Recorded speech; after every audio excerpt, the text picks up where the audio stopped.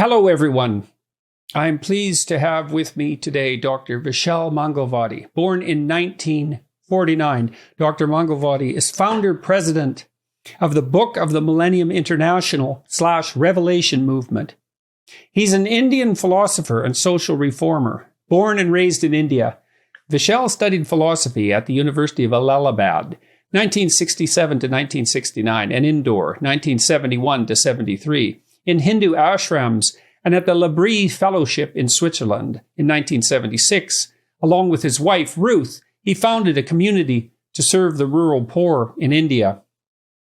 Vishal continued his direct involvement in community transformation until 1997, including service at the headquarters of two national political parties. There, he worked toward the empowerment and liberation of Indian peasants and the lower castes.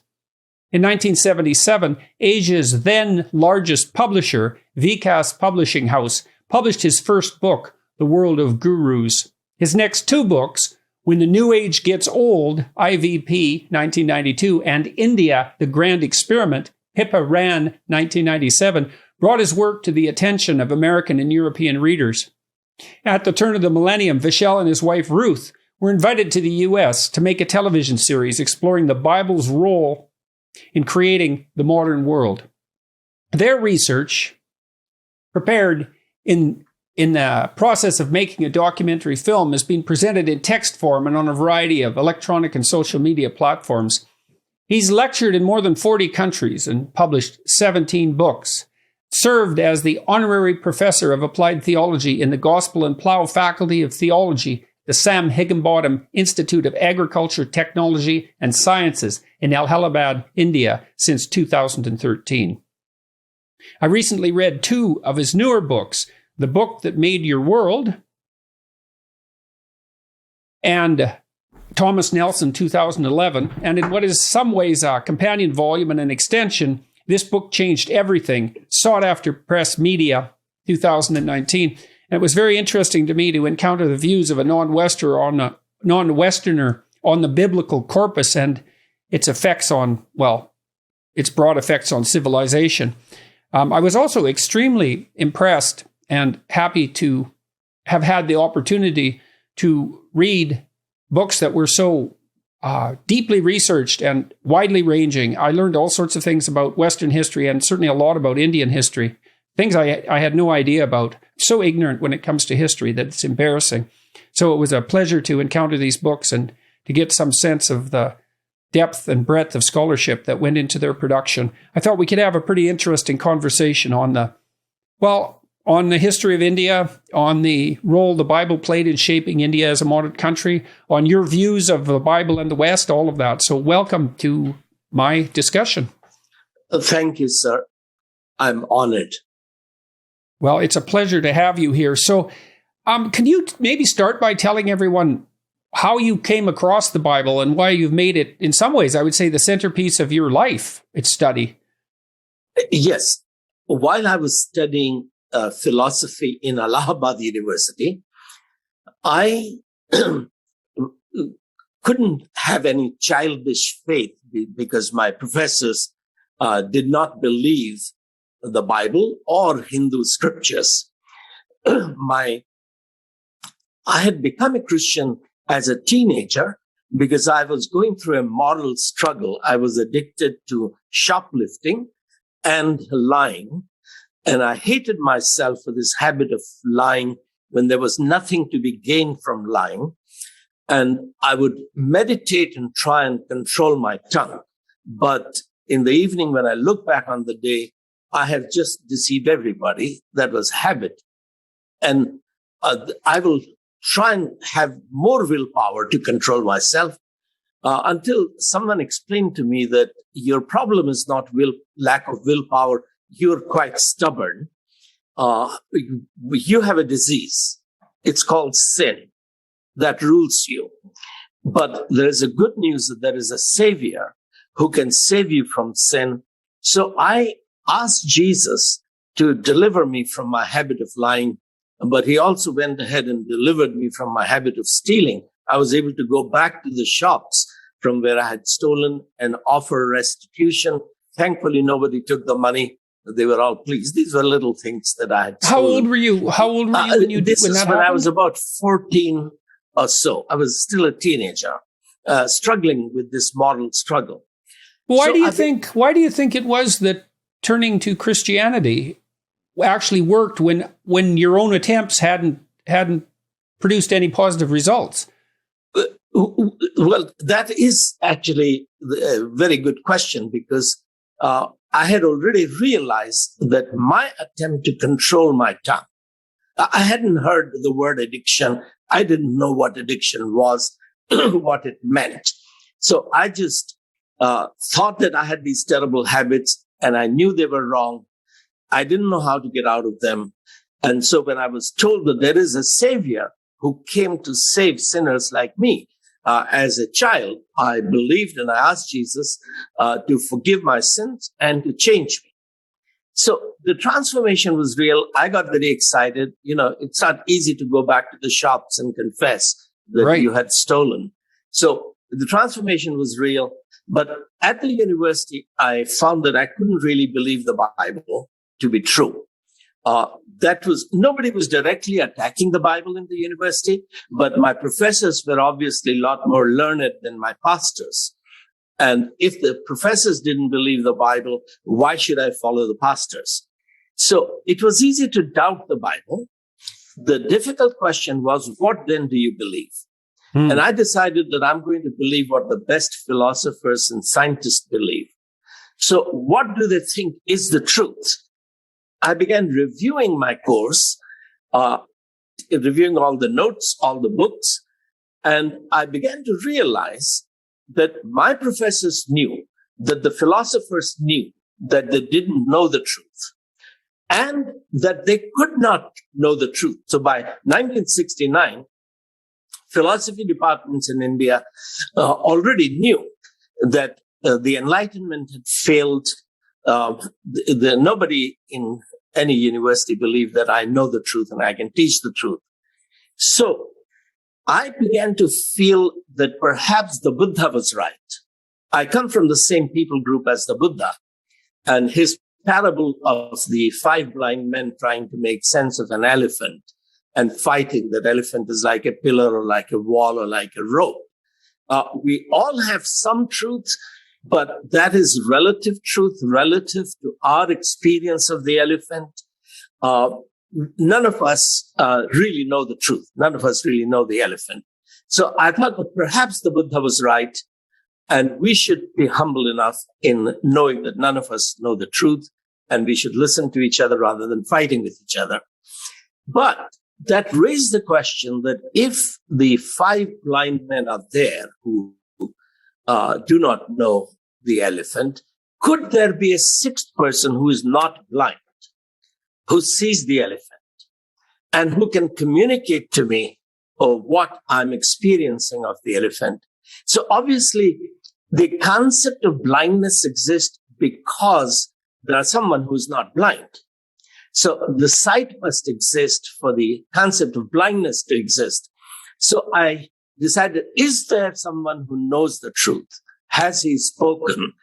This started on my quest, a philosophical quest to see. I first went to the Hindu, Gita Press Gorakhpur that sells Hindu scriptures, and asked them for a copy of the Vedas, the most ancient sacred Hindu scriptures, which are supposed to be revelation.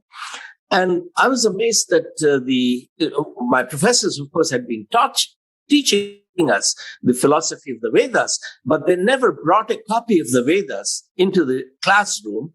And I had never seen a copy of the Vedas. So I went to buy one, and I was told that, sorry, the Vedas are not printed. They cannot be translated. I was surprised to learn that actually Sanskrit never had a script because it was oral language with sophisticated grammar, but no script. So the Vedas were not supposed to be written down. They were to be memorized, and memorizing was not enough. You needed correct enunciation and pronunciation and intonation, and when to offer the melted butter into the fire, etc., the rituals. That was the purpose. So Vedas were never written to know the truth. And in fact, the Upanishad, which followed the Vedas, Mundaka Upanishad, for example, from which our national motto comes, which is Satyamev Jayate, truth alone triumphs. The Upanishad says that no amount of study of the Vedas will ever lead you to truth, because the Vedas are not written to give you knowledge or wisdom of truth. They are magical sounds composed to give you power. So I said, well, it'll be very nice to have some power, but right now I'm looking for truth. So I went to the Muslim books, because I was in a city called Allahabad, which is a Persian name, Abode of Allah. This city was established by Muslims. Just 2 years ago, its name was changed to a Hindu name. But at that time, it was still seen as a Muslim city. And I was surprised that the Quran was not available, neither in my mother tongue, which is India's national language, Hindi, or Urdu, which was the language of my town, which is the national language of Pakistan right now. So the Quran was not available. The shopkeepers explained to me that you have to study Arabic to study Quran. So I said, well, it'll be very nice to know a foreign language, but at this moment, I'm not interested in studying a language. If the Quran is God's word, why is it not available to me in my language? So it was my older sister who encouraged me to read the Bible. And I said to her that I've already read the Bible. I think these are childish stories. So she said, no. You were a child when you read it. Now you think you are a philosopher. So read it as a critical philosopher. And as I began rereading the Bible, I found Genesis very exciting, because it was answering questions that university had not answered about who am I? What is man? Yeah, well, in your book, one of the things you do quite nicely, a couple of comments on what you've said. I mean, you make a quite a remarkable and insightful case, I would say, for the particulars of the vision of man that's embedded in Genesis. And I found that interesting. Your ideas, in some sense, paralleled ideas I was developing in a course or a lecture series I did on the Bible, that God contends with chaos to make order, and that man and woman are made in that image. And there's a imputed nobility to the human character that's part and parcel of the initial Genesis story. You also make a case that, and you were beginning to develop that just now again, that the universal translation of the Bible has had a revolutionary worldwide effect on every culture, really, that it's touched, and that effect of the book itself, not necessarily the people who transmitted the book, but sometimes them too, that effect was fundamentally positive, that it led to an increased appreciation for the dignity and worth and nobility of men and women alike, regardless of their economic status or background. That's absolutely right. And we are in the same wavelength at that point. But later, as I kept reading up to, say, books like Leviticus, I found the Bible very boring book. But when I came into the historical books of Kings and Chronicles, then I was really fed up. Here I am, an Indian young man. I do not know enough about Indian history. Why am I reading this Jewish book? And as I was ready to close down the Bible once and for all, something amazing happened, which was that Indian history at school level is always telling us how good, great, glorious, wonderful our ancestors and our rulers was. This Jewish book in Kings and Chronicles was telling me how rotten the Jewish kings were. So I realized, of course, this is not court history. Kings didn't pay historians to write about their fathers. So this must be religious history of the Jews, which is critical of the politicians, because in India, the religious leaders are Brahmins, politicians are Kshatriyas. There's always rivalry between them. So I said, this must be a religious book. So just to confirm my opinion of what the Bible is, I began rereading these historical books. And I was amazed that the book is condemning Jewish religious leaders to the point that God hated them. He destroyed his temple. He killed the priests. He sent them into slavery. So I said, okay, then the Bible must be subaltern history written from the point of view of simple Jewish people, men and women and children, who are exploited both by religious and political leaders. But then, as I began rereading these books, I realized, no, this book is incredible. It is more anti-Semitic than anything Hitler could have written.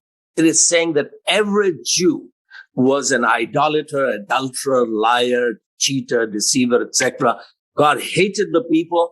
He destroyed his chosen people, sent them into slavery to Assyria and Babylon. So then I said, well, this must be the point of view of the prophets, because prophets love to condemn everybody. That's people would accuse you and me of being that kind of voice. So here, I already know that these are very boring books. And within a period of 2 months, I'm looking through Samuel, Kings, and Chronicles for the 5th time to just confirm my point of view that this is the word of prophets. But then I was amazed that the book is saying most of the prophets were false prophets. The good ones were the losers. They were trying to save their nation. They couldn't save themselves. They were beaten, killed, thrown into cisterns, etc. Right. So you're making the case that it's not easy to read those books as the expression of any given dominant group or power or exploitative group or even viewpoint other than what? Other than an attempt to lay out some fundamental ethical truth? Well, it was a widow in the north of Israel, a Sidonian widow, who opened my eyes. Elijah is running away from his own king. The king says, you are a troubler of Israel.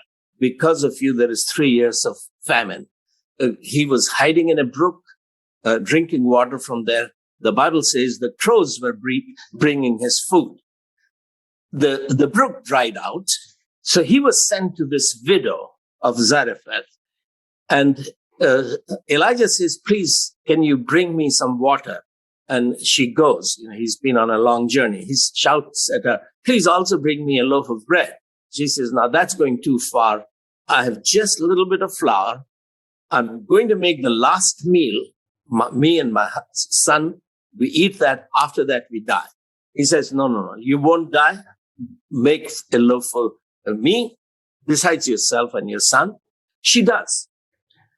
So she invites him to stay because she realizes that she actually had more flour than she thought. Next morning, she still has flour and oil. And next evening, and the third day, and the fourth day, and she begins to feel this guy is a magician.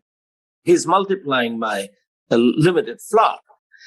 And she's very pleased to have him as the house guest. But then her son becomes sick and dies. And she's really angry at Elijah that I'm a sinner. Did you, as a man of God, come here to judge me? I have nothing. I have no husband. I have no jewelry. I have no pots and pans. I have no savings, no insurance. This boy was my only hope. And now he is dead because of you. So Elijah takes the boy up, prays for him, and asks God that my whole nation condemns me as a troubler of Israel. Now you have brought trouble upon this woman also.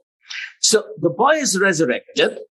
The woman, when he brings the son back, the woman says, now I know that you are a man of God, and the words of the Lord from your mouth are true. Now, my professors have no concept of truth. Can the words communicate truth?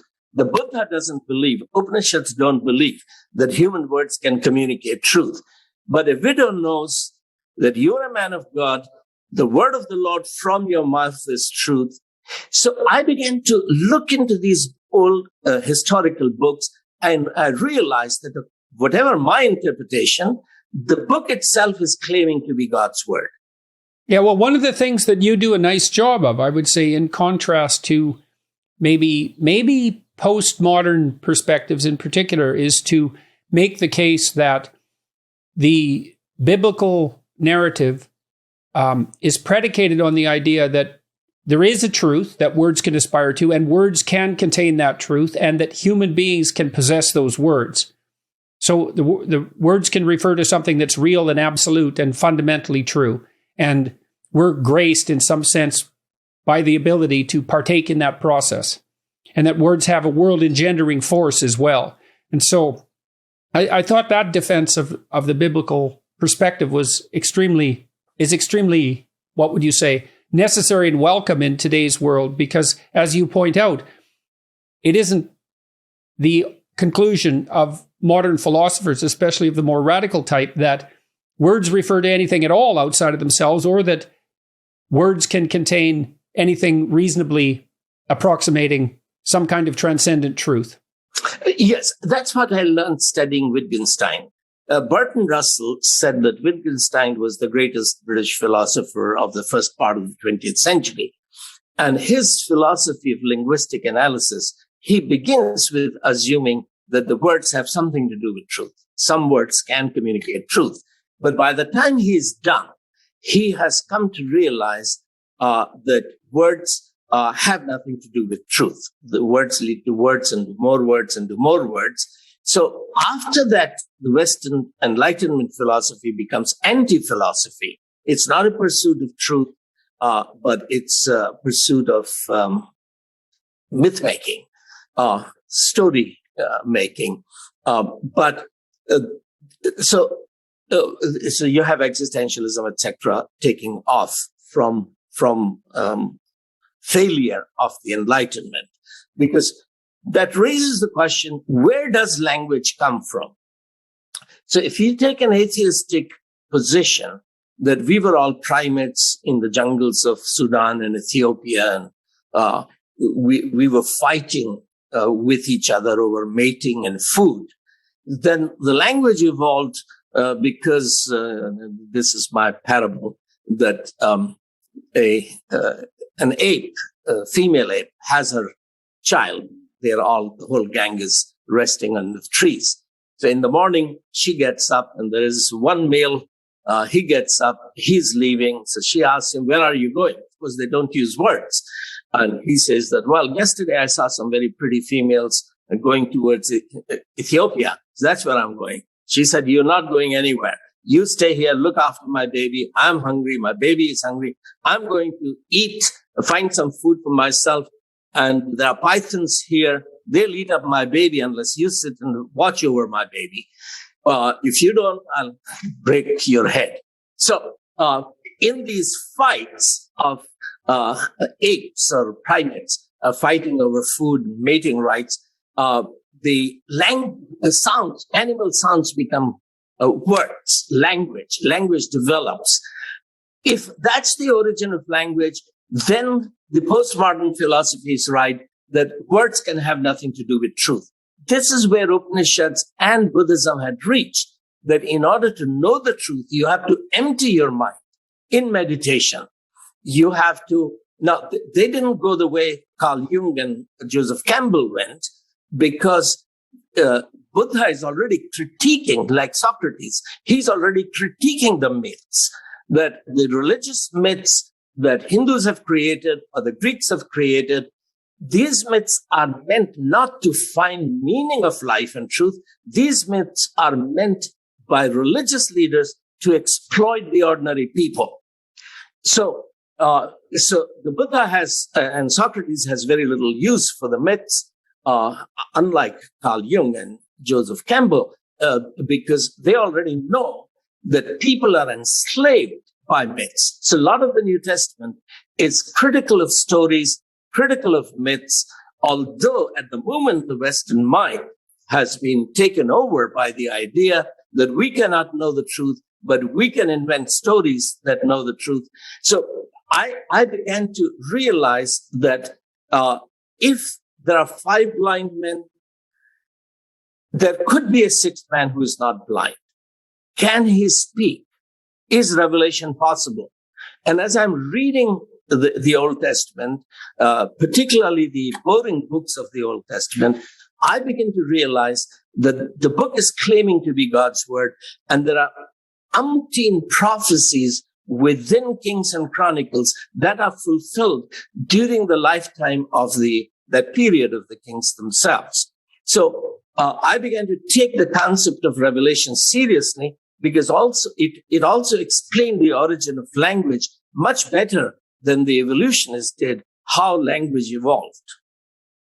Okay, so you view in your book, particularly in in the book that made your world, you present a viewpoint that's pretty positively predisposed to science and technology and the Enlightenment, at least the early periods of the Enlightenment, but you see them as inextricably rooted in a biblical underlay, and that as they became more and more divorced from that biblical underlay, the more postmodern deviations from the Enlightenment pathway, or from the productive Enlightenment pathway, manifested themselves. And you also make the case that, well, in India, for example, which I found very interesting, that the distribution of the Bible in the native languages of the land had a revolutionary effect, and that effect was also manifested in a broad sense in the West against the Catholic Church and against, well, everything that, and against arbitrary political power, political and economic power. That's correct. In Scottish Enlightenment, there was no atheist. In American Enlightenment, there were no atheists. In British and English Enlightenment, only Thomas Hobbes was the atheist. It was only when you come to the French Enlightenment that you have atheists. And the end result of French Enlightenment was disaster. Our universities were telling us, the Department of Politics, etc., were telling us that our freedoms come from Rousseau, Voltaire, French Revolution. But they were also telling us that within 3 years of the start of the French Revolution, the revolutionaries themselves described their rule as a reign of terror. And within 10 years, the whole revolution ended with the dictatorship of Napoleon Bonaparte. So I began to realize that our professors were not, either they didn't know the truth, that they had been deceived by American universities, like ancient philosophy, political philosophy begins with Plato, Republic. Plato, so the professors are saying that democracy came from Greek city-states, but they are also telling me that Plato says that democracy is the worst of all political systems. He hated democracy because it was Athenian democracy that killed Socrates in order to defend the myths. So professors clearly don't know how we got democracy, etc.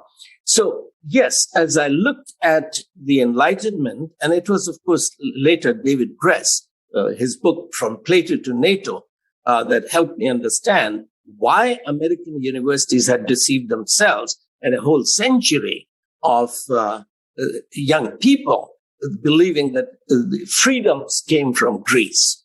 Mm-hmm. Only thing Greece ever exported, and from the Enlightenment, for that matter. Yes. But if the Enlightenment's rooted in biblical ideas, I mean, another thing I found particularly interesting about your book is your insistence, and I believe this to be the case, that the idea of natural right is embedded in a biblical conception of the sovereignty of the individual and the divine worth of the individual. And I think that case is pretty clear historically in relationship to the American Declaration of Independence. But I also think it's clear, and you do a lovely job of developing this, it's clear that the roots of that idea were essentially biblical. Derived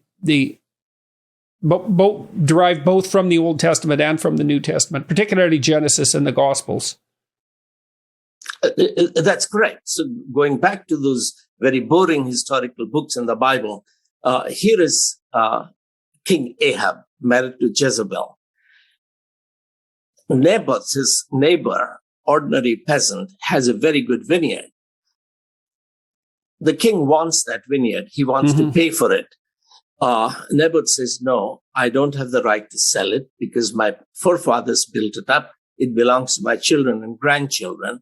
The king says, I'll give you double the price, 10 times the market price. He says, sorry, I don't want to sell it. I can't sell it. This is not mine to sell. No, the king is sulking. Jezebel says to him, what's wrong? He says, well, I offered 10 times the market price to this fellow and I offered alternative vineyard to him. He won't sell it to me. So she says, what do you mean? Are you a king? My father is a king in Sidon. Do you know how to rule? I'll get you the land. So she writes a letter to the village elders to have a feast, bring some scoundrels to make false allegations, false witnesses, stone that fellow. She takes the vineyard, gives it to gives it to Ahab, the king. Elijah the prophet is furious. He goes to Ahab and he confronts him that you have broken every one of God's commandments. You have coveted your neighbor's vineyard. You have lied about him that he has blasphemed God and king. You have killed him when God says you shall not kill. You may be the king, but there is a law above you, which is God's law. You shall not kill. That's the law that gives inalienable right to life. You have been given the authority to rule in order to defend the fundamental inalienable right to life and property and freedom. But you have violated everything. Therefore, Elijah judges the king and the queen, and his prophecies turn out to be true. That this is what is going to happen, that Jezebel's blood will be licked by the dogs, as what has happened to Naboth's blood.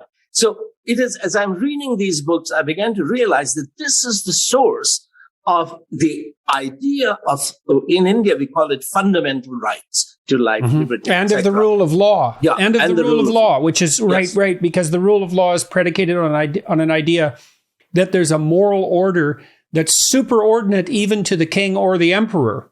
And that's a transcendent moral order that doesn't lie in the hands of any given individual. And it is definitely the case that in those old biblical texts, the prophetic voice, but not always the winners, as you pointed out, but the prophetic voice that carries the main narrative line continually insists that if those transcendent ethical rules are violated, even by the rulers, who you would think it's their prerogative to set whatever rules they want, if there's no order outside of them, even the rulers are told by the prophets that they're necessarily subordinate to those rules and that all hell will break loose if they break them. Yeah, this, of course, became very personal for me when I started this research and writing, because there had been a hailstorm in 1980, which had flattened the wheat crop in 100 villages. I began to organize relief, and the district magistrate sent me an order, formal order, that your work is illegal, stop it. Because there is a law in our state that in the event of natural calamity, no private parties cannot collect donations. So I gave a formal response. Thank you for telling me about this law. We will obey it. We will not collect any donation. We will give.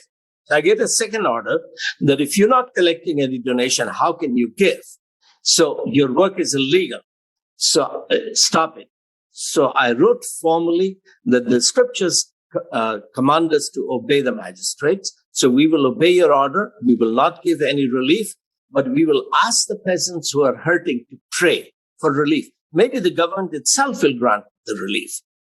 I got a third order that your prayer meeting is illegal. Now, this was not a Christian meeting in a church. This was in Gandhi ashram. The Gandhian style of prayer was very theistic prayer. So Gandhi ashram, who had been watching us for several years of what we are doing with the poor, they invited me to hold a public prayer meeting in their premises. And the district magistrate says, this will disturb the peace and tranquility, law and order of my district. So your prayer meeting is banned. Now, am I now required by the Bible to obey the magistrate? Or is there a right? Do I have a right to civil disobedience? And as we began to look at this, or responsibility for civil disobedience, right? Yes, exactly. To be a shepherd, do I have to stand up against the wolves? And I was finally thrown into jail That's where I began to take a fresh look at the New Testament, that Jesus is doing good. Apostles are doing good, healing, preaching, teaching about the kingdom of God. Why is he crucified? Why are they being stoned? Why are they being killed? Why are they the troublemakers turning the world upside down? And that's exactly the point that you made, that the rulers, government has authority, as the Declaration of Independence in the American Constitution says, that governments are constituted to defend and promote the laws that are given by the Creator. Every person is made in God's image and endowed by his Creator with inalienable rights. You give up that biblical framework that the rights come from God, his command, you shall not kill. The superintendent of police, highly educated officer, he called me to his home. I sat in his in his lawn in an easy chair for 1.5 hours. He spent an hour telling me that if you don't cancel that prayer meeting, I will personally kill you. I don't need to arrest you. I need no warrant. I will not produce you before a judge. I'll come to your home, take you from your home, take you into the jungle, shoot you, throw your body there. The hyenas will eat you. Are you going to cancel that prayer meeting? So I said to him, of course, that I have to consult my wife if she's okay being a widow. And then I'll consider your request. He realized I wasn't taking him seriously, which I wasn't, because I didn't believe that a highly educated, gazetted officer of the government of India who has taken an oath to uphold the Constitution of India will have such utter disregard for my inalienable right to life, to pray. So when I was in jail, that's when I began to take a fresh look at why is an apostle Paul turning the Roman world upside down? That's what he's accused of. Why is Jesus being crucified? And what does the cross have to do with transformation of Europe from being a very intolerant, brutal society to a civilized, tolerant society? Yeah, well, I talk to my audiences across the United States and say, well, it seems obvious to me, which doesn't mean it's true, that societies that are desirable are free societies, and free societies are predicated on rule of law, the law independent of and transcendent in relationship to the rulers, and on a conception of man that gives every individual an intrinsic dignity that basically has a religious substructure. And that to the degree that we are citizens of those lands and we believe in the principles by which they operate, then we're bound to accept that view. Because without accepting that view, the whole system makes no sense. Like the foundation stone is pulled out from underneath it. And that's quite the conundrum, that there's a biblical vision underpinning the states that are the most productive. Now, the radical types, the leftists in particular, say, well, the reason that the West is wealthy and free is because it was built on the backs of the poor and in the West and also in the third world. But one of the reasons I found your book so interesting is that you're not so fond of that viewpoint. You look at India, for example, and as far as I could tell, you believe that the distribution of the biblical narrative in India has clearly been a net positive. And so maybe you could outline a little bit of Indian history, because I think people would find that very interesting. The British came in. India was fragmented into hundreds of cities or states, small states, ruled over in many cases by Muslims. That was the scene when the British arrived. And the British had their problems, but the introduction of the biblical narrative into India, in your estimation, had a positively transformative effect, much like it had in Western Europe. That's true. Thank you. You're doing a wonderful job in arguing the case that you just outlined. And I hope that many people in the West and in the East will listen to you because... well, we don't believe it anymore, eh? And that's the thing. But it's also partly, it's because we're so damn ignorant, eh? I mean, I was struck by reading your book how much I didn't know. For example, and this is very embarrassing to relate, I didn't realize, I knew India was fragmented before it was unified into a modern nation state, but I didn't know it was fragmented and fundamentally ruled in many cases by the Muslim Empire. That I just didn't know that. And that's pathetic that I didn't know that. And your book also helped me understand. See, in the West now, we tend to think of the entire Christian tradition as oppressive in the Catholic sense. And I'm not criticizing the Catholics, by the way. Sure. That it was a monopolistic belief system that was fundamentally oppressive. Now, your book helped me understand to what degree that oppression, if it existed, was a remnant of the Roman Empire and the empire worldview, and that it was the introduction of the Bible and its distribution in all the vernaculars that actually blew the remaining empire part of Christianity into fragments, and then in a very positive way. And that's analogous, as I said, to the effect of the Christian or the biblical narrative on India, which, yep. So please go ahead with the Indian story. That's true. In the year 1000 is when from Afghanistan through Khyber Pass, Mahmud Ghazni, an invader, began to invade India and attack. So between 1000 and 1031, he came about 16, 17 times, looting primarily temples, religious temples, because that's where the wealth was. The kings will store the wealth in the temples, and he would loot the temple. There was a very small Khyber Pass, only one place from where invaders could come from Afghanistan and Persia, etc. India could have built a small wall of India. We didn't need a great wall of India to keep the invaders out.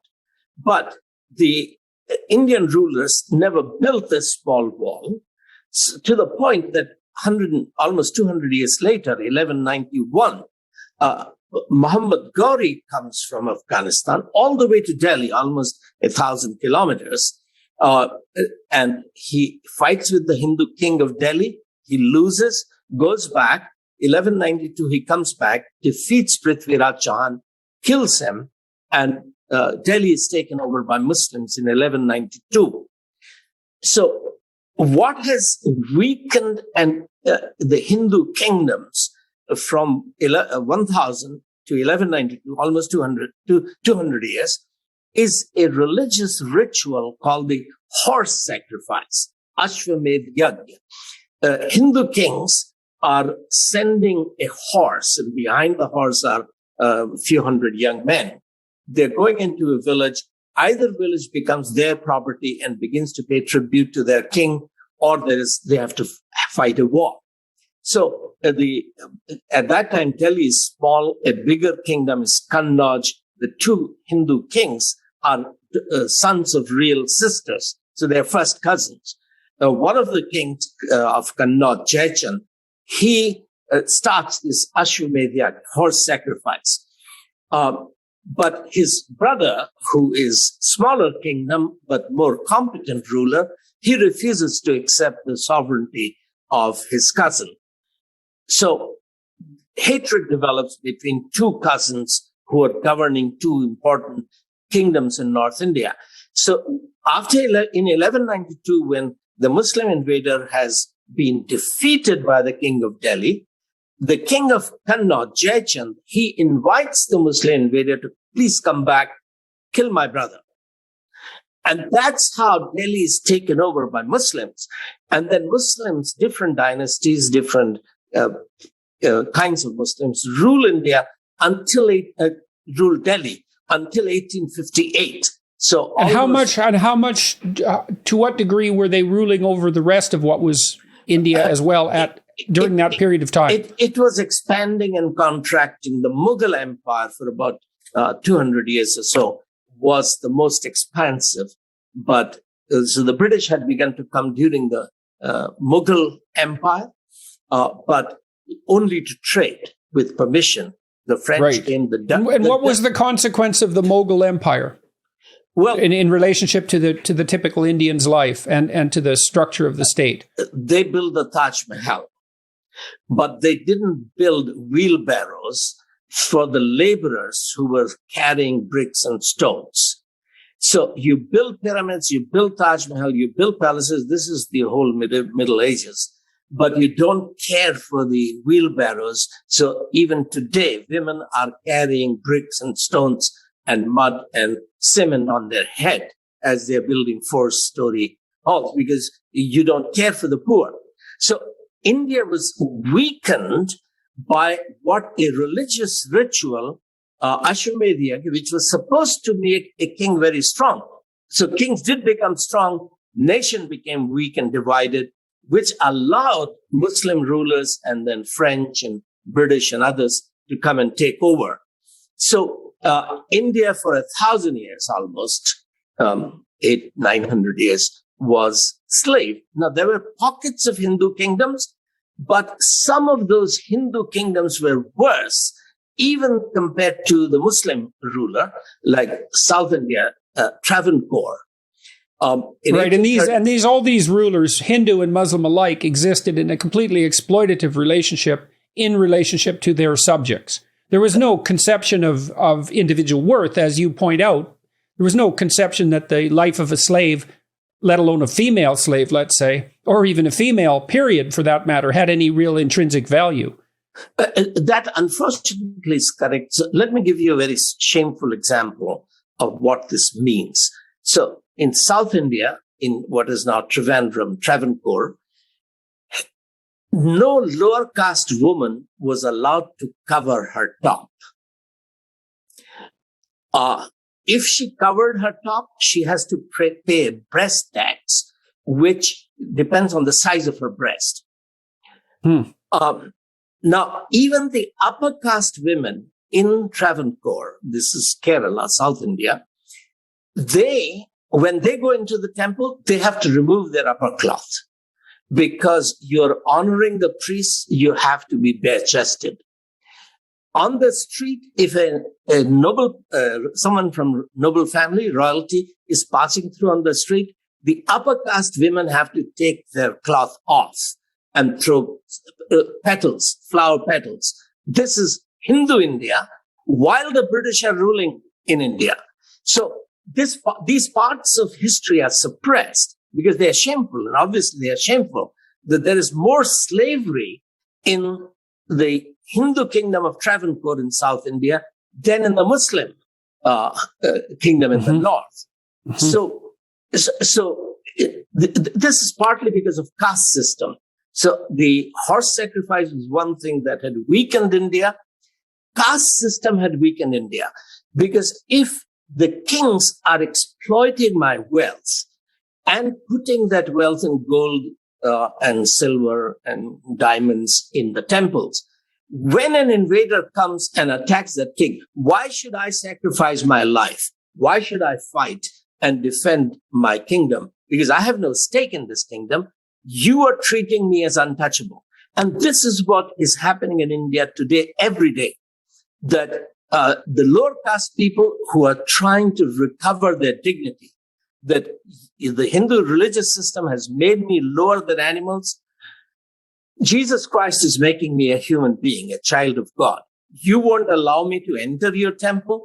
Jesus is making me a priest of the Most High God. So if they want to convert, there's persecution happening every day in India.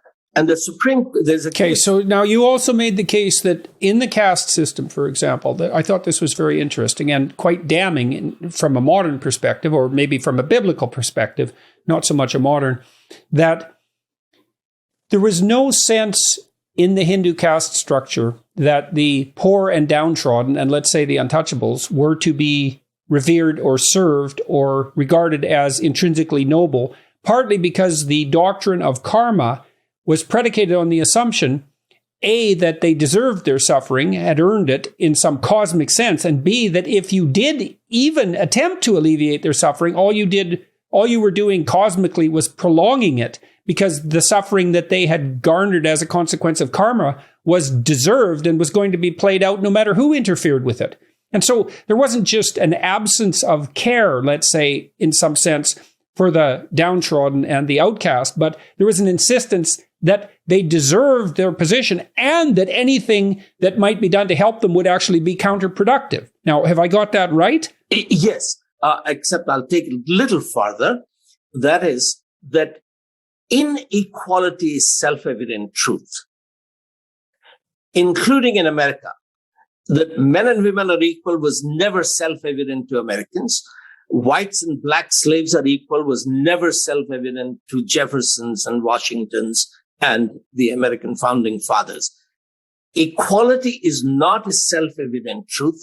Inequality is self-evident. Yeah, quite the contrary, right? You could say that equality is so non-self-evident that it would take divine fiat to make it a reality. Exactly. So yeah, I know. That's a powerful argument. And Jefferson knew that. Therefore, in the Declaration of Independence, he wrote, "We hold these truths to be sacred, that all men are created equal." It was Benjamin Franklin who put pressure on him, and he was trying to please Thomas Paine, the deist, the rationalist, that no, we can't say that these truths is revealed to us by sacred writings. So say we hold these truths to be self-evident. Well, I think it might be fair to say that those truths are self-evident in a culture that's absolutely saturated by Protestant biblical presumptions. But they're not self-evident otherwise. Yeah, they were not self-evident 500 years ago when Martin Luther discovered priesthood and kingship of all believers. Because at that time, if a Christian went to the church in Germany, average Christian only got the bread, symbol of Christ's body, not the wine, the symbol of blood. The blood was only for the priests. So the division between priests and laity resulted in war, because if all men are created equal, if every child of God is supposed to serve God as his priest, manage his kingdom as a king, then this was a revolution, a theological revolution. So yes, and it was resisted. That was part of the reason, I suppose, that the translation of the Bible was resisted by so many people in the hierarchical church, because people knew full well that if the actual words were distributed widely, that would create a bottom-up revolution as people realized their fundamental, not only their equality, but more than that, their equality before God and their fundamental worth and their capability of having a relationship with truth. And there is maybe no more revolutionary doctrine than that. You know, it hit home for me how revolutionary the book is, and even in Western history. That's absolutely true. So that doctrine of human equality, the first thing it does in Germany, 1524, 1525, is the Peasants' War. I'll come back to that. But before that, before Luther translates the Bible into German, you have Wycliffe in Oxford, who has translated the Bible into English, along with his friends. This is before printing existed, before Gutenberg. And wasn't Wycliffe killed for his trouble? Was he burned? Fortunately not. After he had been buried, his bones were dug out. Burned. Yes. His bones were burned and the ashes were scattered. But he didn't die because part of his time there were two popes, for a while there were three popes fighting with each other. Each of them wanted British support. And Wycliffe had become a hero in Britain because over taxation. So the British was... So he escaped that doom. But they got Tyndale, I believe, if I remember correctly. Yes, Tyndale was burned. But Tyndale is 150 or so years after Wycliffe. So that's interesting. Even that the resistance to the translation lasted multiple centuries. It wasn't a flash in the pan. It was an extremely dangerous act to translate the Bible into a vernacular language. And you've got to ask yourself why.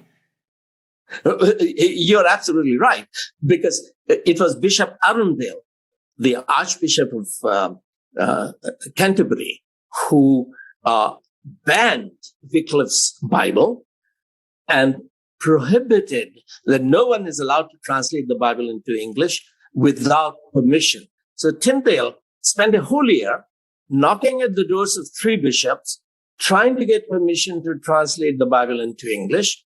All three of them refused. So he became a refugee, which was also illegal to leave England without permission. He left England, went to Wittenberg, under Luther, began to translate the Bible, the New Testament. Then he came to Belgium. That's where he printed it to smuggle it into England. So anyone who was found 100 years earlier with a page of Wycliffe's Bible hand copied, he could be burnt at stake because the church has banned translation of the Bible. So the Bible was an explosive, revolutionary book. Okay, so let's go back to India then. So now you have the Muslims ruling India, and you have the Hindu gods or the Hindu kings ruling India, and it's a caste structured society, and there's no shortage of oppression, and there's no real development at the individual level. And the British start a mercantile relationship. And then the biblical corpus enters the Indian landscape through the operation fundamentally of the British, but of missionaries, not the mercantilists per se. Yes. Although a fair number of the Christian-influenced British politicians were all already pushing favorably for India's independent development several hundred years ago, way before it actually happened. Yes. Now, a few missionaries from Europe had come to South India before the British missionary movement got going, and they had begun to translate the Bible into some of the South Indian languages, etc. But this was small private initiative. The missionary movement per se got started only in 1793 when William Carey, a cobbler in England, he was a Baptist, so he was not allowed to go into Oxford or Cambridge. These were Anglican universities. So he taught himself while working as a cobbler, Latin, Greek, Hebrew, geography, politics, missionary history, etc. And he wrote a book, a small book, inquiring whether the contemporary church is under an obligation to go and evangelize the world, disciple all nations, or was that a command given only for the first generation of apostles? So his book, An Inquiry into Obligation of the Christians to Disciple All Nations, it's a very long title. That's what begins the modern missionary movement.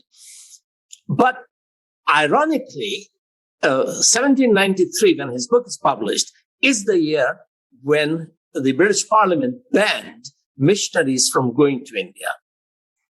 So the British East India Company is governing Bengal, which includes Bangladesh, Assam, etc. It's a large part of Eastern India. But missionaries are not allowed because evangelical movement is already creating problem for Africa, British rule in Africa, because British companies are bringing African slaves in British ships, selling them in Caribbean and South America, North America, and evangelical conscience, which believes that all human beings are equal, therefore slavery is immoral. They are creating problems, and it is the members of House of Lords in England who have stake in these companies. They don't want missionaries to go. We're having a good time in Africa and India. We're making a lot of money. We don't want morality injected into business. Right, but it does get injected. Wilberforce manages it unbelievably well. And, Yes. One of the things that I've really been struck by lately is this postmodern and radical leftist insistence that exploitation is wrong. Think, well, why do you think exploitation is wrong? You have to buy the doctrine of the inalienable rights of the individual and the natural rights of the individual and the divine worth of the individual before slavery is wrong, and you don't buy any of that. But if you do buy it, you end up like Wilberforce, and you put yourself on the line to cost England a tremendous fortune over multiple decades to eradicate slavery around the world because of its moral inappropriateness, because of the sacred nature of each individual. That's absolutely right. That if a woman is an animal and I can buy a cow, keep a cow in lock and chain and sell a cow, why can't I buy girls, keep them locked and sell them? Is a girl different than an animal? Does she have... Yeah, and if power is the only force that is real and the only force that's credible, then obviously you can buy and sell if you have the power to do it. You can only not do that in some fundamental sense if there's a transcendent order, let's say, that imbues each individual with fundamental worth. The inalienable right to liberty, that a woman cannot be kept in cage because she is made in God's image, who is free. Yeah. So this. Well, I've been thinking about that practically too. So imagine it this way. So the reason that you have the right to liberty is so that let's say, you have the right to conscience, and you have the right to conscience so that you can make appropriate ethical decisions. And states depend on ethical individuals to make appropriate ethical decisions to keep the states from crumbling, which is basically the stories that go throughout the Old Testament, is that when all the individuals who make up a state become enslaved or become so corrupt that they no longer make appropriate decisions, the entire state is doomed and everybody collapses into slavery. And so you have your freedom, you have your liberty, not so that you can do whatever you want, but so that you can exercise your conscience in relationship to your, well, let's say, divine calling. That's absolutely right. The idea of conscience is foundational to whole of Western political philosophy. That the reality is that in human body, there is no organ called conscience. Conscience is an aspect of human soul, the spiritual dimension of a human being, where my conscience judges me that you're lying, that you're shoplifting, you're a thief, you're a liar, you're a sinner. So conscience is the image of God in me, which can be corrupted, but can be reformed.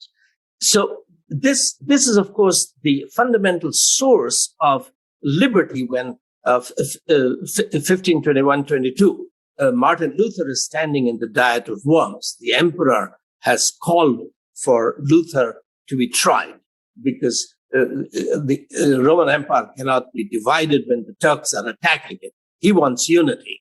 So he wants Luther to explain himself. And he says, okay, these are your books? Yes, sir. And these are the books of the church fathers? Yes, sir. Your books contradict the books that the church fathers have written for a long time? Yes, sir, they do. So will you recant? He's not given an opportunity to defend himself. Because you are contradicting what the church fathers have said, you should recant. Otherwise, you are a heretic. That means that any Christian can kill you and will go to heaven. So Luther takes 24 hours, and that happened just 2-3 weeks ago, the 500th anniversary of the Diet of Worms, when Luther spends a whole night in prayer. That do I recant, save my life, or do I remain true to my conscience? So he makes that classic statement that it's not safe, it's not right to go against one's conscience. I will recant. I'm not being proud and arrogant. I will recant if you convince me from scriptures and plain reason. If not, I'm sorry, I can't recant. So help me God. That's right. Here I stand. Here I stand. So help me God. Now, that doctrine of conscience comes from, Paul uses the word repeatedly in his epistles, such as Timothy and Titus, that this is the true religion, not all the rituals, not all the sacraments, but to keep your heart clean, pure. Right. It's the prophetic conscious voice within, essentially. Yes. So that then is debated, and John Milton, the Puritan poet, uses it in his argument for Areopagitica. In Areopagitica, when he argues for liberty, to even if I'm wrong, I should have the freedom to express my false ideas. You should counter my false ideas with arguments and evidence, not by the sword. That's part of the refinement of conscience, you could say that. So then at that time, during Oliver Cromwell's reign, Long Parliament appoints Westminster Assembly of 70 or so theologians who write Westminster Confession.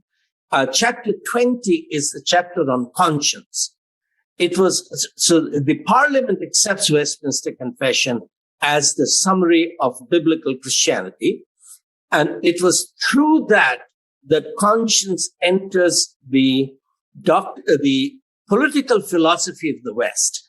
That the root of it goes back to 1528 sermon that. And how does that parallel Wilberforce's emergence as an anti-slavery campaigner? He comes to 300 years later. But the background of it is Martin Luther's sermon, which John Locke quotes in his letter concerning toleration, which James Madison, when introducing Bill of Rights in America, he quotes Martin Luther's sermon. It's called On Two Kingdoms. That there are two kingdoms, kingdom of Christ, which has come into this world, and the kingdom of man. The emperor and the church, the pope, have authority over me in some areas, but the church doesn't own my soul. Emperor doesn't own my soul. If I have accepted Jesus as my Lord, it's God's kingdom has come into my heart. Christ is my Lord. He's the King of Kings. He's the ruler of the kings of the earth. Therefore, my heart belongs to Jesus, and the government has no business in interfering with my conscience, with my soul. Okay, so now these ideas come into India, and you talked about the missionary distribution in the vernacular. And one of the things you do quite nicely, I thought, in the book that made your world, is detail out the effects on the language and the culture of the societies to which the Bible was, what would you say, to the languages and the societies that were provided with or offered a translation of the Bible, because it meant a codification of the language and often the transformation of what was only a spoken language into a written language, to the demarcation of the language as a consequence, to the possibility of a written civilization, and then also to the possibility of that society now developing its own literary vernacular as an offshoot of the biblical corpus. A very interesting development of the word, as a consequence of the translation efforts, because they often get pilloried in the West, right? Because the missionaries are seen as part of this oppressive Western colonial movement that the radical types who criticize it don't differentiate, right? They just assume it's a unipolar oppressive mechanism that's orchestrated from the top down and purely exploitive. Absolutely. So Wilberforce is a central figure in this. Three things flow out of his 20-year battle on behalf of India. One is permitting missionaries to go as educators, because all the education was a department of the church. It didn't become a department of the state until much later. So at that time, every teacher is a reverend. University teachers, etc. Bishop is the chancellor of the universities. So Wilberforce he fought for 20 years that it's not enough to send only soldiers and traders to India. God could not have their belief in providence, that history is not a mindless series of accidents, that there is God. Or a repetitive cycle. Yes. There is providence guiding history. God called Abraham, Isaac, and Jacob. You follow me. I will bless you. I will bless all the nations through you. So blessing India was part of God's plan. He could not possibly have given India to British East India Company to be exploited, but to be blessed. Therefore, we must send missionaries to educate India so that they can govern themselves. So it takes 20 years. He loses. Okay, so let's not gloss over that too quickly. So what we have here is, in the midst of structure that could have turned into a permanent empire, we have a movement within that empire itself that draws on its own conscience to reveal to itself that any continued history of exploitation, regardless of how profitable, is immoral. Now, that happens with the slave trade, and it happens in the case of, much of the British Empire, but particularly in India. So they're working against their own financial interests in many ways. It's certainly the case with the war against the slave trade. Absolutely. And so that's very weird, right? We want to remark on just how strange that is. That's unheard of. Well, let me illustrate that Africa point first. British ships are going to Africa. Britain is industrial country. It is producing a lot of things. It's taking them, selling them in Africa. Africa is not producing anything at that point. So the ships have to go empty to the Caribbeans or the America. There's a limit to how many monkeys and zebras you can take. So they begin to take slaves, which are needed in the Caribbeans, in the tea plantations and other plantations.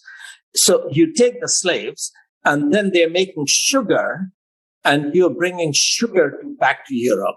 So this triangle of trade, if the ships are going empty from Africa to the Americas, then the shipping business of England and slavery can get a toehold because it's way outside on the fringes of of commercial activity and invisible, at least to begin with, in some sense. And if your ships are not allowed to take slaves, the Spanish will, the Portuguese will, so you might as well.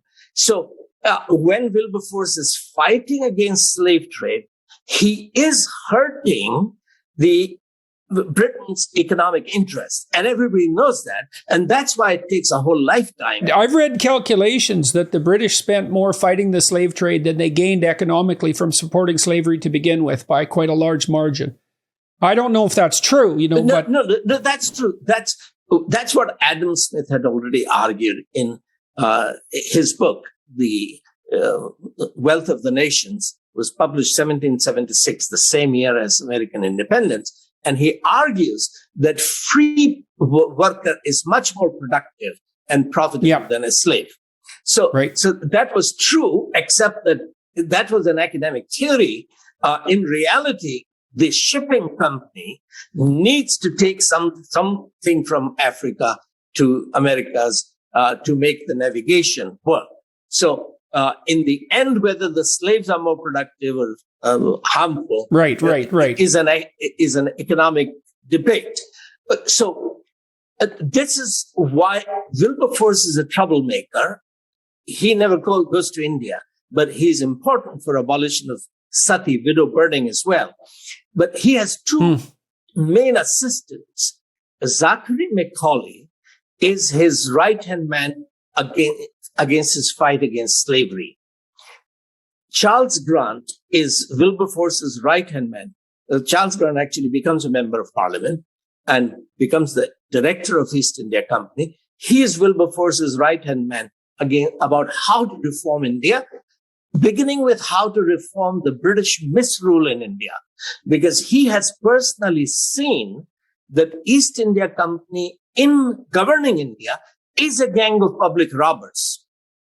Lord Macaulay, the son of Zachary Macaulay, he's the one who called East India Company's rule for the first 50 years as a gang of public robbers, rule of an evil genie, because the soldiers and traders who had come to India, they were basically riffraff of British society. Like the conquistadors in the New World. Correct. So they were looting. Did God give India to us so that we might loot India? This was the conscience troubling Charles Grant. And he wrote a book in 1793 at the request of Wilberforce. It was not published in 93. It was hand copied. They had copies in those days. This was for the members of parliament, because the charter of East India Company, they had the monopoly. So the charter had to be renewed every 20 years. And this was written to influence the renewal of the charter and to insert a missionary clause. So from 1793 onwards, Grant begins to play a very important role, although Wilberforce is the political face of that movement.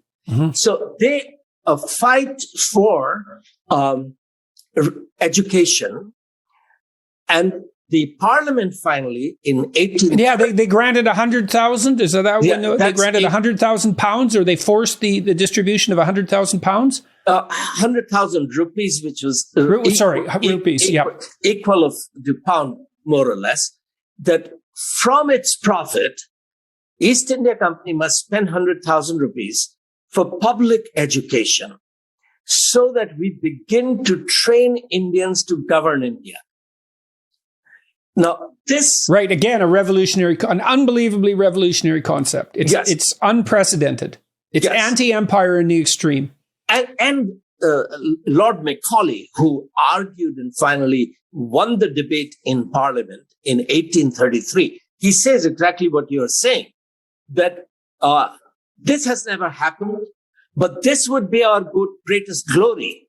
Not that we are ruling over illiterate people, but that we found people living in darkness, incapable of governing themselves, and we so ruled over them that they became capable of ruling themselves. Okay, now, so let's take that apart a bit, because, the radical types, again, are going to insist that England, or that Britain, imposed English as a language on India, and that the fundamental orientation was exploitative. But one of the things that you point out quite clearly is that the missionary types in particular, driven by their biblical presuppositions, did everything they could to translate the Bible itself into the local vernaculars, into every language that anybody spoke. And that's part of that general missionary evangelizing proclivity. I went to the Museum of the Bible in Washington. They have it's a great museum, by the way.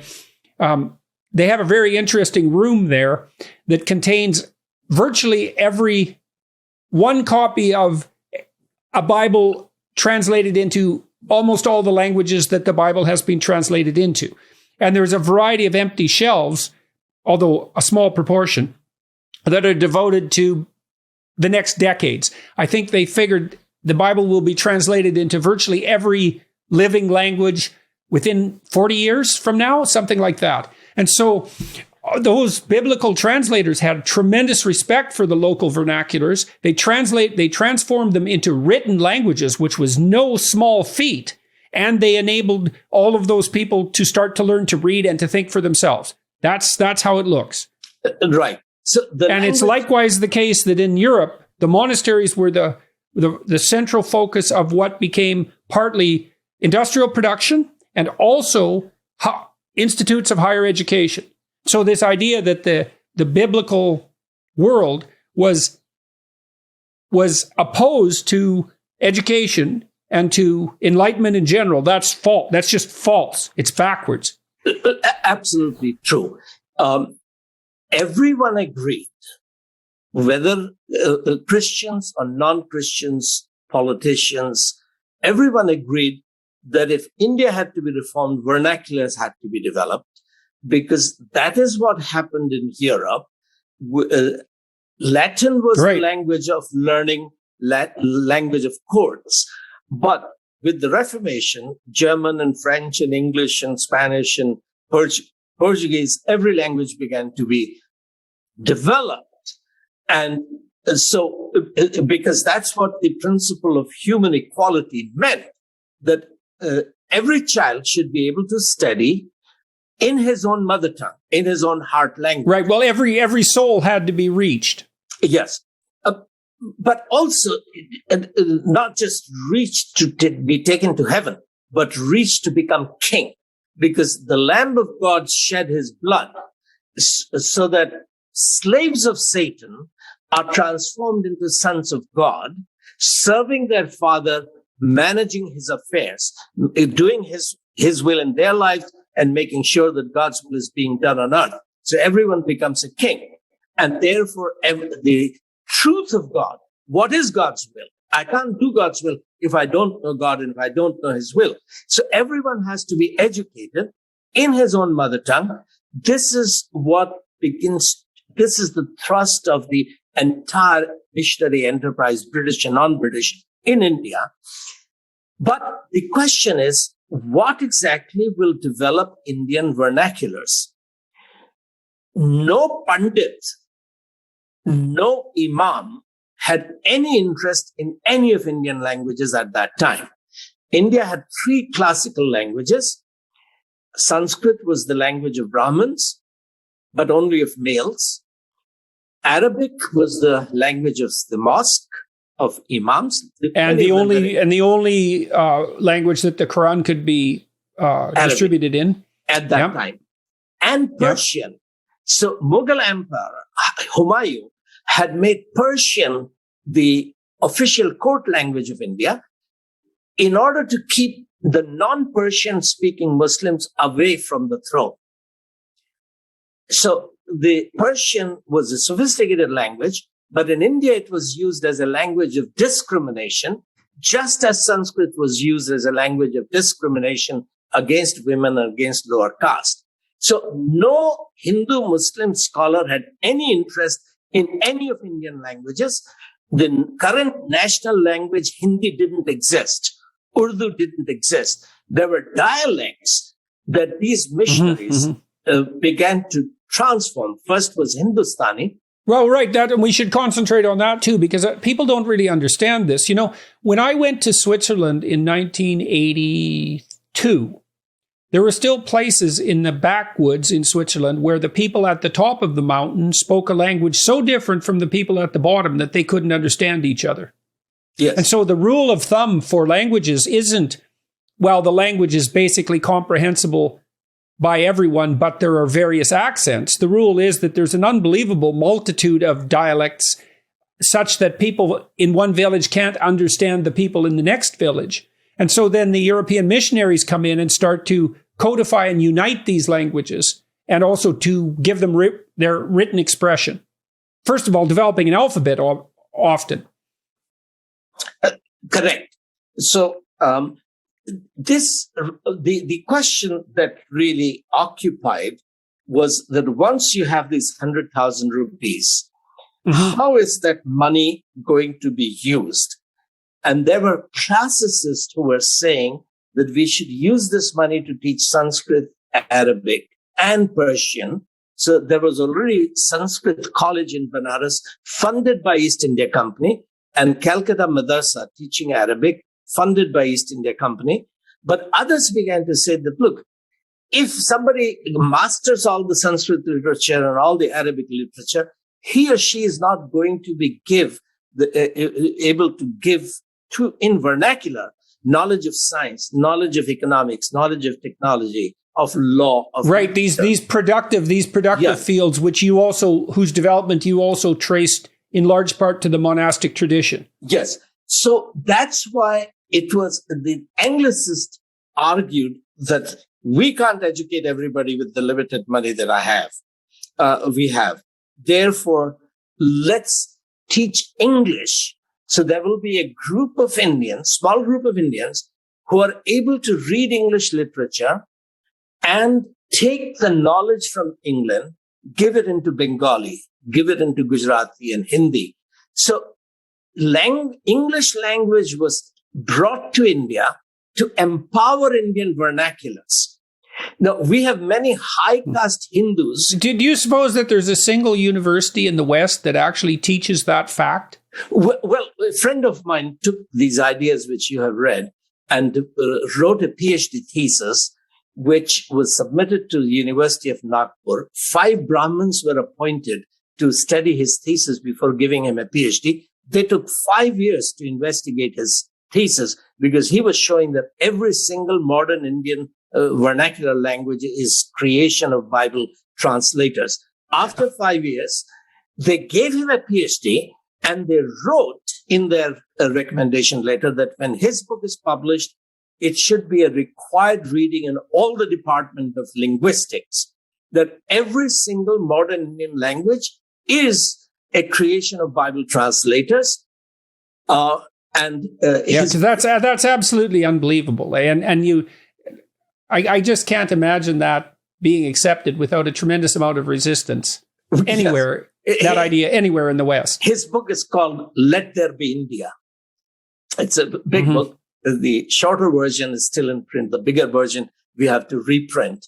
But you're absolutely right that right now there are about 100 dialects in India which are being transformed into literary languages by missionaries who are risking these are Indian missionaries who are going into remote areas, tribal areas, hills, sacrificing everything in order to transform these people. Because a civilization can only grow as far as their language will take them. A Stone Age tribe you can't teach science to them. You can't teach business law to them because their dialect doesn't have the vocabulary, the grammar, the structure to make these books available. So a Bible translator. So what do you think? What do you think of arguments that might point out that the counter argument might be, well, why should we assume that the benefits of, say, Western civilization or biblical civilization, for that matter, should be imposed on these people?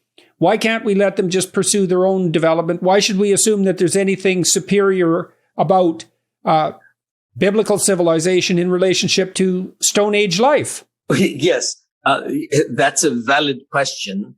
My wife and I wrote a book on William Carey, the father of modern India, who was the main figure behind these Bible translation and publications for the first 40 years of the modern India.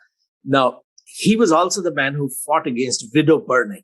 He saw a widow being burnt alive. He fought. You also have an interesting story in your book about a girl that was starved to death by her parents. Actually, yes. But I also began a fight against revival of widow burning in 1987. An 18-year-old widow was burnt alive. That's when I began to discover these builders of modern India. Right, as part of an equally valid alternate cultural tradition. Yes, but the point I was making was that a lady speaking in Harvard University showed our book on William Carey to her audience, and she said that here is a gentleman, a cobbler turned linguist, the father of modern India, who helped abolish widow burning. And an American Caucasian white woman doing PhD in Harvard, she got mad at the speaker. What right did this white Englishman have to say that burning widows alive is bad?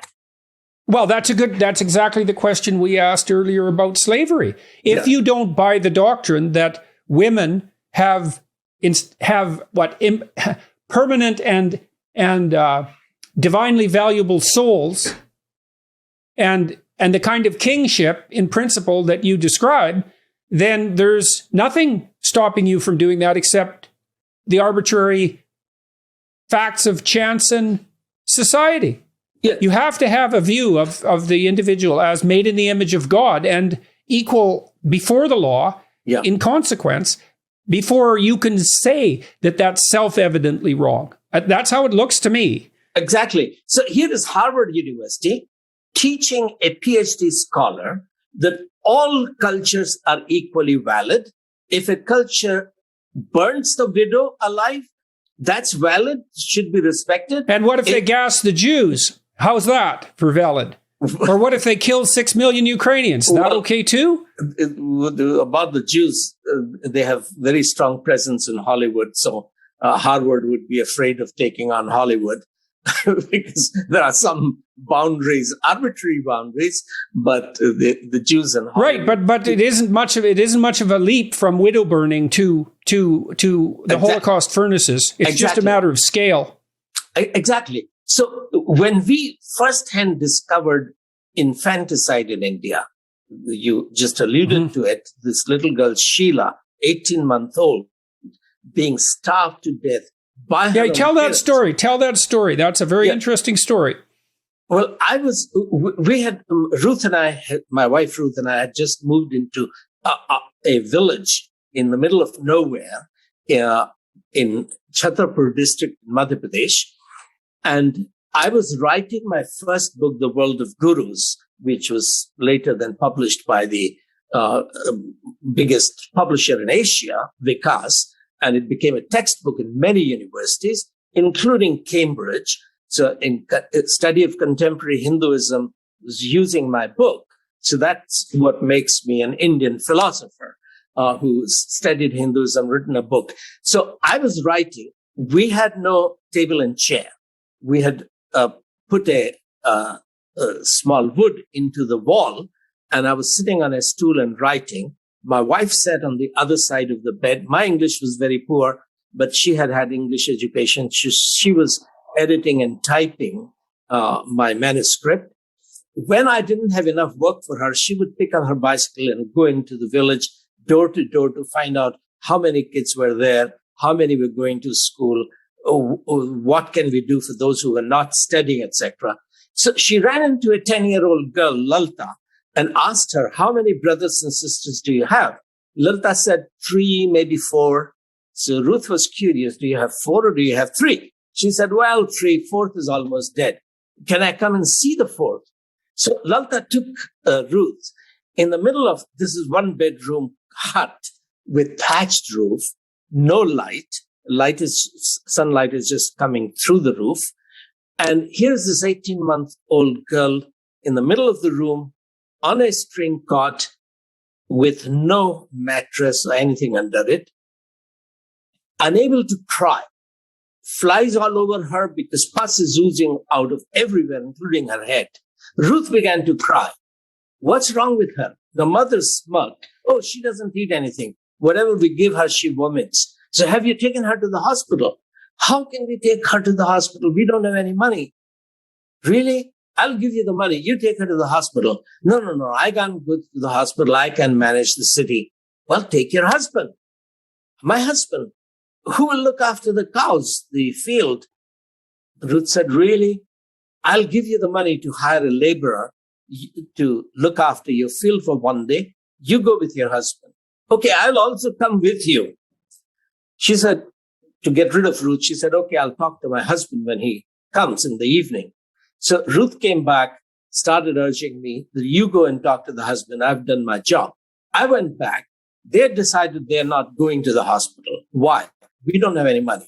But my wife told you she'll give the money. Oh, we don't want to get into debt. No, this is not a debt. This is a gift. I'll give it in writing. Well, but we don't have the time. Well, my wife told you that she'll pay for a laborer. Then they got angry at me. Why are you bothered? And I couldn't understand. Well, that's a good question. That's a good question. I couldn't understand. The only rational explanation, as far as I'm concerned, was that they really wanted to kill the baby. Is that possible? I didn't believe that. But I decided to use that to mobilize public opinion. That, are you killing this girl? Why are you so heartless? Why don't you take a knife, stab her? Why are you prolonging her misery? They got more angry at me. I found no support in the village because I didn't know at that time that female infanticide was a common practice. Everybody did it if you had a second or third daughter. So I decided I pretended that I'm angry. I raised my voice that, look, if you don't take this child to the hospital tomorrow, I'm bringing the police here, that you are murdering this baby. So one elderly man said to them that, look, you better listen to this guy. He's crazy. He might actually bring the police. And in that case, you will have to pay for the hospital expense. Right now, they are offering to pay. Take it. So the girl went, long story, which I discussed in the chapter. Twice the process was repeated. She spent 2-3 weeks in the hospital, came to her home, recovered. The mother will come and fight. And Ruth would say, of course, we want you to bring up your child. We will pay for the milk. You raise your daughter. But the second time, within 2 days, the child was dead. I was convinced that the parents had killed her. Ruth didn't believe that it was possible for a parent to kill their child.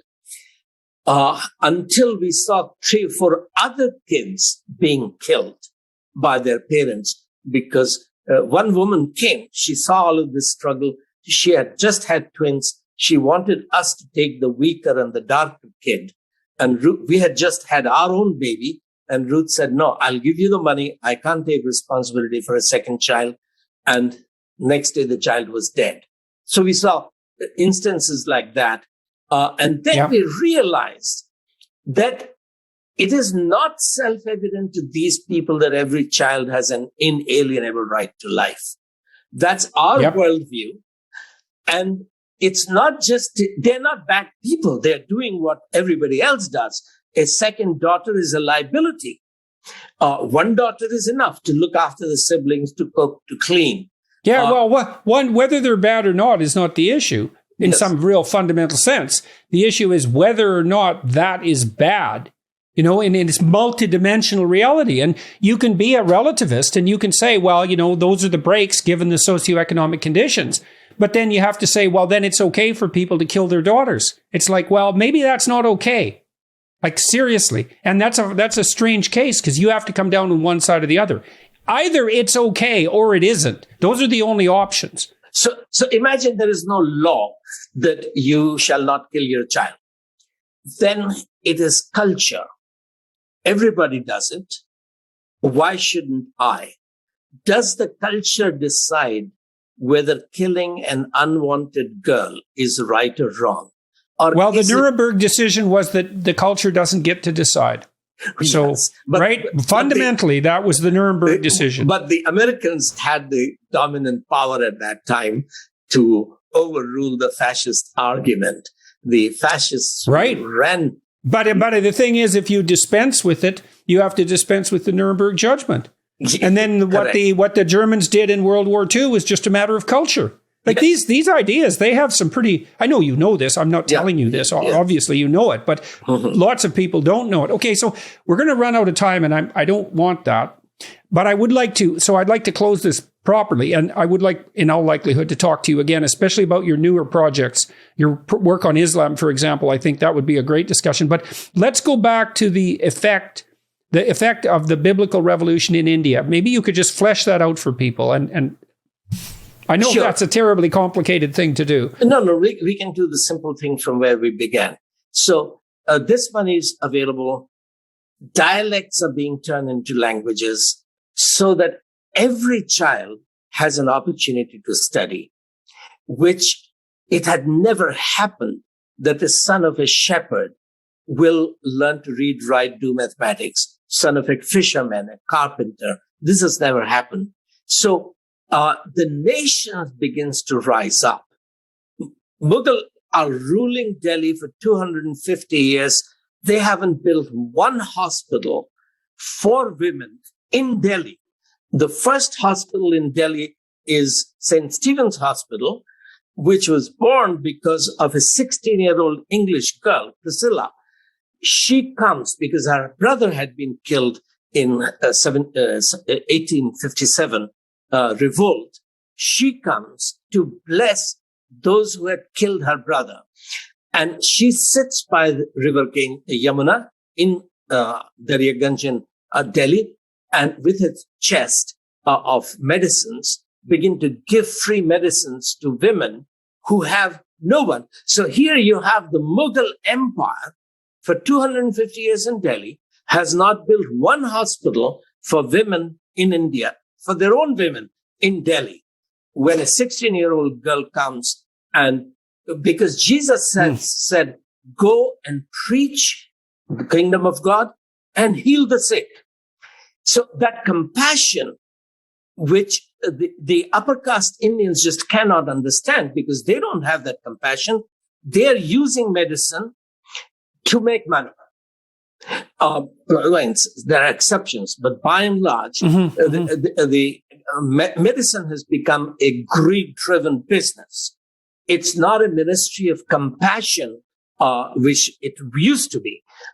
So agriculture, Indian agriculture is transformed. William Carey himself, in 1820, he establishes the first agri-horticultural society in Calcutta. No such society exists anywhere. He's not copying anything from England. He's realizing, because Charles Grant has written in 1793, the pathetic state of agriculture in India. So beginning with William Carey, all the builders of dams and irrigation canals, Sam Higginbotham. I was professor in Sam Higginbotham University. It was an institute when the book was published. Now it's a university, Sam Higginbotham University of Agriculture, Technology and Sciences. Finally, Norman Borlaug, the father of Green Revolution. In Green India, Revolution, yeah.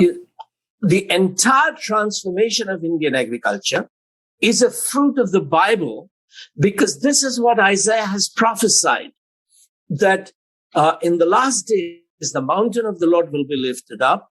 Nations will flock to study God's law.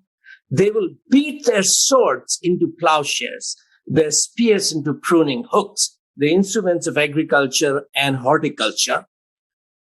Because the Bible sees the curse upon the ground, that ground will grow thorns and thistles. You will have to eat of the sweat of your brow. The sin is not something that just takes your soul to hell. Sin results in curse upon the land, agricultural productivity, and destructive toil. Which you said right. And one of the things you pointed out was that although there was tremendous respect, so there's the sin-like aspect of toil, but there's tremendous respect in the biblical corpus for the idea of productive work, as opposed to pointless toil. Correct. And the multiplication of work for the ennoblement of people. Yes, I have that very important chapter on the rise of technology, when you refer to the wealth of Europe came from colonial exploitation, that nonsense which is talked about. The countries such as Switzerland, which never colonized anyone, Finland, which never colonized anyone. It was itself a colony of Sweden for several hundred years, and then for Russia of several hundred years. These nations have blossomed because of the intellectual and transformation, including the work ethic, etc. Right. So this is what the Bible brings to India. Although as the universities have removed the Bible, Indians don't know their own history. It's very embarrassing. Yeah, well, welcome to the club. Yeah, it's very embarrassing for a Hindu historian to admit that it is simple 16-year-old girl who is just obeying Christ in compassion that leads to the foundation of the first important, first hospital in Delhi, etc. But the entire transformation of agriculture, medicine, education, the transformation of languages that we have talked about, and then eventually the political transformation and the emancipation of India. Free press, legal system, that we have 4,000 years of history and prehistory. Not a single civilization has given us a concept of rule of law, equality before law, justice for all, the creation of civil services, which is called the steel frame of India. It was sons of the pastors, of poor pastors in England. They sent their sons to India to build the Indian civil services and the police force. Right. Well, that's part of it. And that's part of that strange notion, too, that's biblical, I think, in its essence, that to lead is in the truest sense to serve. And yes. To lead is in the truest sense to serve those who need to be served most, and that's the highest possible ethical calling, which is a very strange, that's certainly not a Brahmin doctrine. No. The doctrine in any society that has an explicit or implicit caste system, and that's pretty much any society, I would say, that's virtually any society, perhaps, that doesn't have a biblical orientation, is that why in the world would you serve subordinates? That's completely beyond comprehension. All that does is demean you. Yes. It's a transformation of leadership. Our first prime minister used to say that I'm prime minister, which means that I'm the first servant. Prime minister. Minister is a servant. Now, I heard him when I was only 13 years old, and I knew that he is saying that modern India had a political revolution where kings began to lose their power, servants began to increase their power. The first servant became the most important office. So this revolution began the night before Good Friday, when the King of Kings, the Lord of Lords, got up from the dining table, put on the robe of his servant, took a basin of water, started washing the feet of his disciples. And he said that the new kingdom that I have brought is different from the kingdoms of this world. Their rulers lord it over them, but amongst you, whoever wants to be the greatest will become the servant. So this political revolution came into India but we are losing it. Political office now means the right to loot. Education now means a university degree is a license to loot. That's why our nations are as corrupt as they are, because all the senior officers, bankers, police officers, they're highly educated people. But university degree simply means the license to loot. If education is not a transformation of character, of making you servant, that you are being given this privilege to serve your people, be a good neighbor. Right. Look, I think that's a good place to stop. That's a nice ending. Obviously, we could talk for hours, and I would like to talk to you again, as I said, particularly about your new work. But I appreciate this very much. I just reiterate for those who are listening, the book, I would say that is perhaps central to the discussion we had today is entitled "The Book That Made Your World." It was published by Thomas Nelson in 2011, and it's a tour de force, I would say, conceptually and historically. Conceptually, because it brings to light in a very interesting way, and in a non-Western way, which is also extremely interesting, the truly revolutionary nature of the distribution of the biblical writings.